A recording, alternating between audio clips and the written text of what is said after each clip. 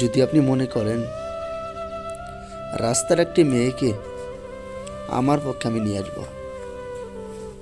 তবে আপনি আমার কথা মতে অবশ্যই কাজগুলো করবেন।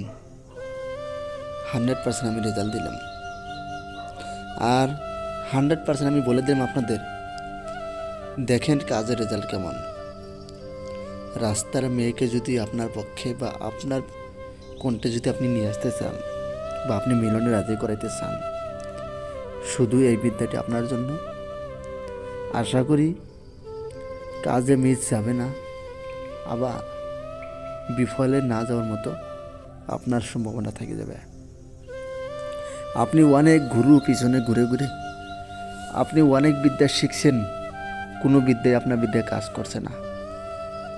তবে আমার কথা মতো যদি আপনি কাজগুলো করেন, আমার কথা মতো যদি আপনি বিদ্যাগুলো খাটান, আশা করি বিফলে যাবে না।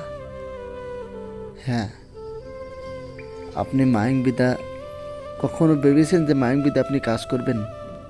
কখনো আপনি ভাবেননি। মায়িক বিদ্যা আপনি পেয়ে যাবেন, প্রতিদিন কন্টিনিউ বিদ্যা পেয়ে যাবেন, আবার কন্টিনিউ জিনিস আপনি নিতে পারবেন। মায়িক বিদ্যা ডায়েরি, মায়িক বিদ্যা গুরুমুখী বিদ্যা, চণ্ডালাহার, এগুলো আপনি নিতে পারবেন, শুধু আপনি অল্প মূল্য তাই। হ্যাঁ, অনেকেই গুরু নাই বলে ভাবছেন, আবার অনেকের গুরু আসিল, কিছু শিখছেন, আবার কিছু শেখেননি, বাকি আছে। আপনি কিছু শিখছেন, গুরু কিভাবে চালান লাগবো এটা শেখেননি। তবে আপনি আমাকে গুরু মেনে যে কোনো কাজ আপনি করতে পারেন, কাজের সমাধান আপনি পেয়ে যাবেন। তো যাই হোক, যদি আপনি মনে করেন আমি রাস্তার একটি মেয়েকে আমার কাছে নিয়ে আসবো, আমার বিছানায় নিয়ে আসবো, আমি তার কাছে শুব, সে আমার সঙ্গে যত মিলন করে, এটা করার জন্য আপনি কি করবেন জানেন? সর্বপ্রথম শনিবার বা মঙ্গলবার দেখবেন কোথায় বটগাছ আছে কি না, কোথাও বটগাছ আছে কি না আপনি এটা খোঁজ নেবেন।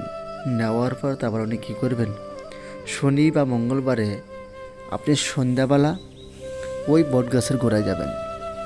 বটগাছের গোড়ায় যাওয়ার পরে তারপর আপনি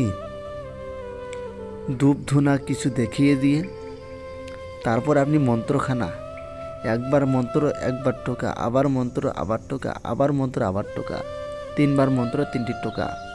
তো সর্বপ্রথম আপনি মন্ত্রটি শুনে নিন, আমি নিয়মিত পরে বলছি। ওম হ্রিং ক্রিং নমঃ, ওম হ্রিং ক্রিং নমঃ। মন্ত্রটি আমি আবার বলছি, ওম হ্রিং ক্রিং নমঃ। আপনি মন্ত্রখানা একবার বলবেন, একটি টোকা দিবেন, আবার বলবেন, আবার টোকা দিবেন, আবার বলবেন, আবার টোকা দিবেন, 3বার মন্ত্র 3বার টোকা। তারপরে আপনি কি করবেন জানেন? আপনি নিঃশ্বাস বন্ধ করে ওই বটগাছের গোড়ায় শিকড়টা আপনি ছোট একটি শিকড় তুলে নেবেন, নিঃশ্বাস বন্ধ করে বাম হাত দিয়ে ছোট শিকড় আপনি তুললেন। তোলার পর আপনি কি করবেন, কালো সুতা দিয়ে আপনি যাকে আনতে চান ওই মেয়ের নাম মনে মনে বলবেন, আর কালো সুতা দিয়ে আপনি বাঁধবেন। শুধু নাম নেবেন আর বাঁধবেন, শুধু নাম নেবেন আর পেঁচাইবেন। পেঁচিয়ে যতটুকু পেঁচাতে পারেন অসুবিধা নেই, পেঁচিয়ে তারপর আপনি ওই কালো সুতার ধাগাটা, ওই কালো সুতার শিকড়টা আপনি ডান হাতে ব্যবহার করে আপনি মেয়ের সঙ্গে যান কথা বলার জন্য। শুধু একটি কথা বলবেন, আর কিচ্ছু বলবেন না, দেখবেন ওই মেয়ে আপনার পিছনে পিছনে চলে আসছে। আশা করি সকলেই কাজের যেন পেয়ে যান, আর সকলে কাজের যেন ক্ষমতা এসে যায়। যদি আপনি মনে করেন আমি চণ্ডালহার ডায়েরি নিব, আমি পার্সোনালভাবে শিখব, অবশ্যই এগুলো নিয়ে আপনি শিখতে পারেন পার্সোনাল করে। তো যদি আপনি গুরুবিদ্যা ডায়েরি আর রাজমোহনী আংটি এবং চণ্ডালহার আর যে কোনো গুরুমুখী বিদ্যার পিডিএফ বই যদি আপনি নিতে চান, অবশ্যই নিয়ে নেবেন আমার কাছে থেকে, আপনি পেয়ে যাবেন। তো সকলে ভালো থাকবেন, সুস্থ থাকবেন, ধন্যবাদ।